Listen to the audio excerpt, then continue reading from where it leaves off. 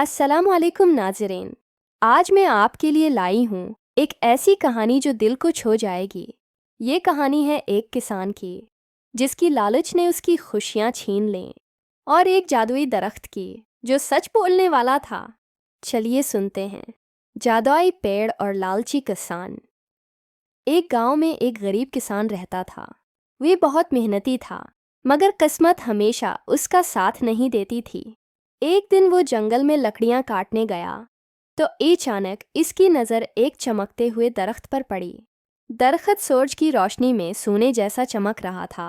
किसान हैरान होकर बोला, ये कैसा दरख्त है?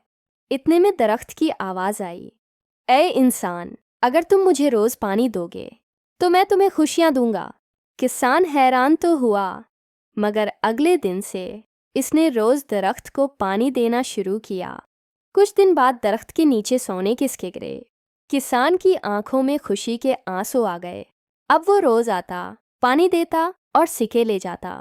मगर वक्त गुजरता गया और किसान लालची बनता गया। एक दिन वो बोला, क्यों ना मैं पूरा दरख्त ही काट लूं, ताकि सारा खजाना एक साथ मिल जाए। जैसे ही उसने कल्हाड़ा चलाया, दरख्त चीखा, इंसान, लालच हमेशा बर्बाद करती है। और अचानक दरख्त गायब हो गया। सोना, खेत, सब खत्म हो गया। किसान जमीन पर बैठा रोने लगा और एक हल्की आवाज़ आई, शुक्रगुजार बनो, लालची नहीं, क्योंकि लालच सब कुछ छीन लेती है। तो नाजरीन, देखा आपने, लालच इंसान को खाली हाथ कर देती है, जबकि शुक्रगुजारी खुशियाँ बढ़ा देती है।